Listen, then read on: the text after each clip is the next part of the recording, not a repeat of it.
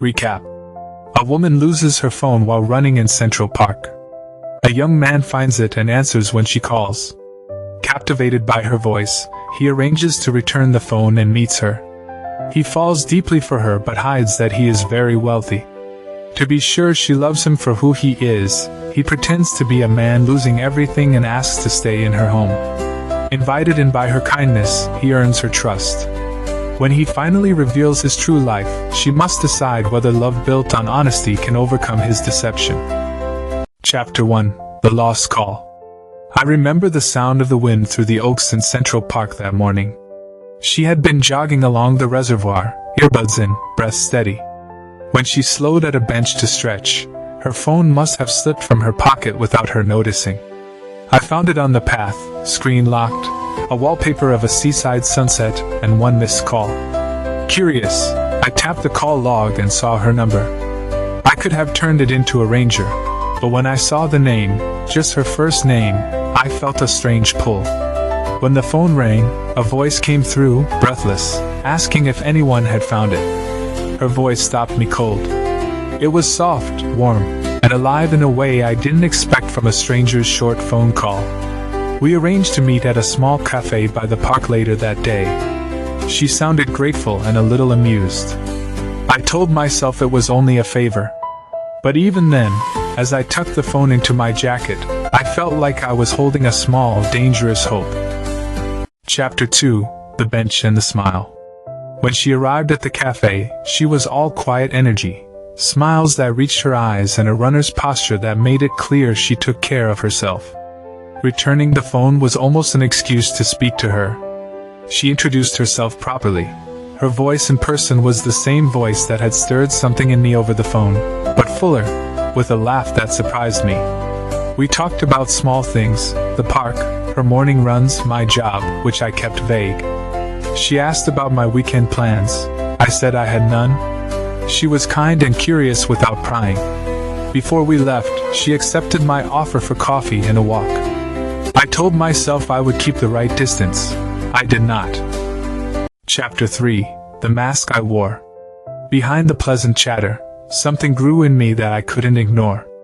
I knew I was not the man my apartment suggested I was. In my life, decisions had brought me more wealth than worry. I had investments, property, and a name that opened doors. I had never used it with anyone I wanted to love. To test the sincerity of the feeling in my chest, I lied. Not out of malice but out of a timid hope. If she loved me when she thought I had nothing, then she loved me. I painted a life ending in foreclosure, a man losing his home and savings. My voice trembled when I spoke of losing everything. She listened and then, without judgment, invited me into her home until I could get back on my feet. Her offer surprised me. For the first time in a long while, someone trusted me without strings. I moved into a spare room she had above a small brownstone, accepting the kindness that felt like shelter from the storm I had created. Chapter 4. Living Truths. Life together was ordinary in the best way. She cooked with music on, I washed dishes, and we traded small confessions on rainy afternoons. I watched her read on the couch and felt the selfishness of my secret, knowing every gentle moment was built on a lie. There were times I came close to telling her, when I thought my chest would split if I didn't. But each time I delayed because fear told me she might leave if she knew the truth. I watched her kindness in how she treated neighbors, the barista, a stray cat she fed from her balcony. She loved the person she thought she rescued. I loved her for reasons beyond what pretended poverty could explain. Chapter 5. The Reveal. I left a letter the night I decided to tell her. It was honest and apologetic. I explained everything, who I was, what I had, and why I had lied. I knew a piece of her would feel betrayed. I knew I had no right to ask for forgiveness, only to offer the truth. When she found the letter, I watched from the park across the street as she sat, reading slowly, face unreadable. When she looked up, there was hurt, confusion, and something like grief. She walked away without a word, and that evening I met her where we had first spoken. I asked for a chance to explain. She let me try. I told her that from the moment I answered her call, I had wanted her, not her money and not her sympathy.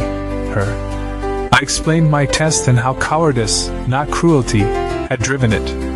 I expected anger. She had every right to be angry. Instead, she asked questions.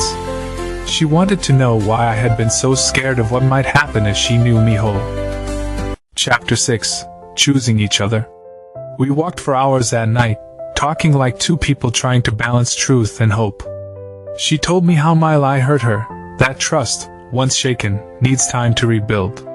I understood. I could have driven her away forever, but she stayed to hear me out. In time, she forgave me.